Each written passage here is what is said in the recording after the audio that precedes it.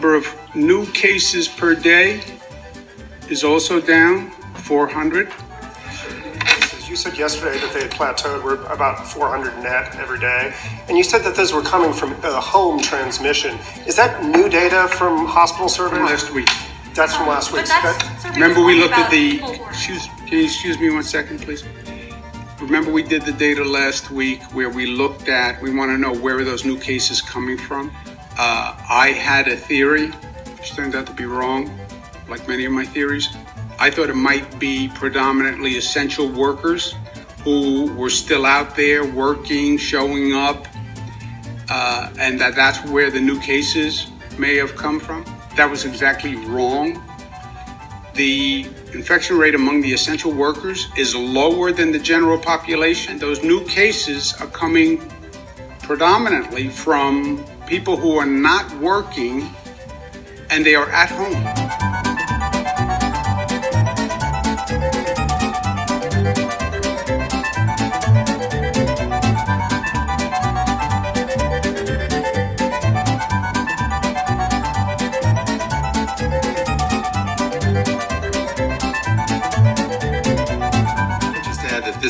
We will learn a lot more about this when we started the contact tracing, and we're going to get a lot of data from that. Instead of contact tracing, where are we at this point? How many people are out there? How many people are being contact traced? Obviously, it's an enormous undertaking, correct?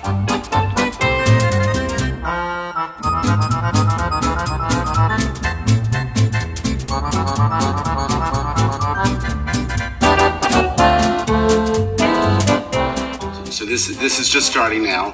We are enrolling hundreds of people, obviously, to do this. We're working closely with the Bloomberg Foundation and with the Vital Strategies on this, and we'll be able to give you more data as we move this out.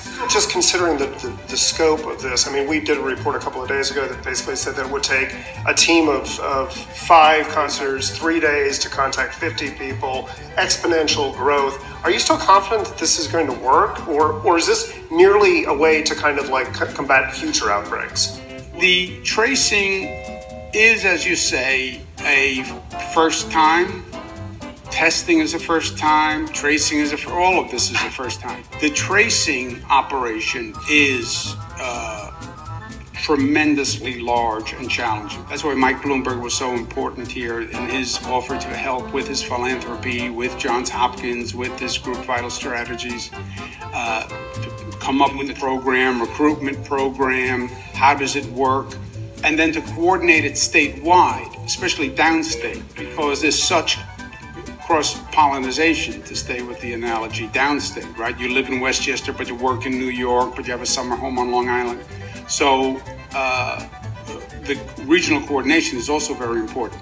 But that is all coming online. A region doesn't open unless they have that in place.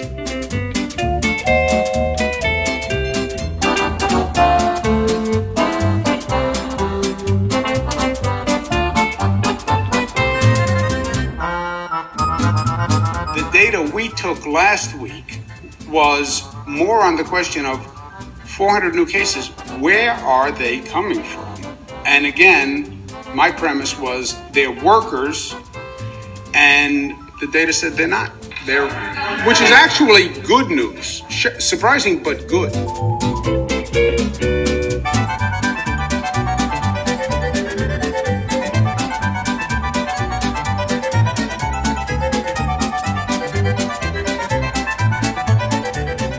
Good news again, if you look at New York, our curve is down. Congratulations, New Yorkers. And actually, the curve in the rest of the nation is up.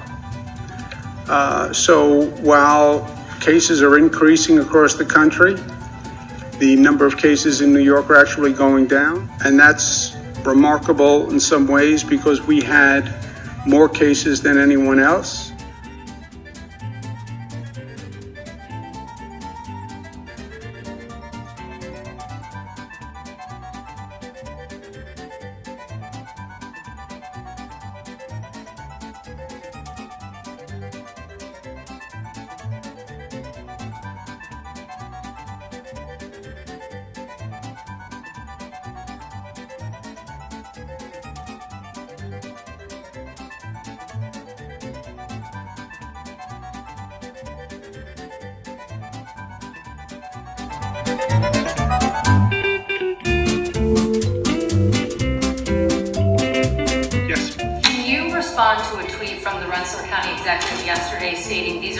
McLaughlin's words, not mine. The falsehoods by Cuomo have to stop, saying, quote, the rest of the U.S. is increasing is false. Florida, Hawaii, Idaho, Michigan, Nevada, and Pennsylvania have reported 5 weeks of decline in new cases. Arkansas, Colorado, Massachusetts, New Jersey, Rhode Island showed 2 weeks of decline. Facts, exclamation point. I just wanted to know what your response Yeah, is. I'm telling you, you should send a letter to the New York Times, because the chart I showed was from the New York Times. So either that fellow's right or the New York Times is right. Woe for me to pick between the two.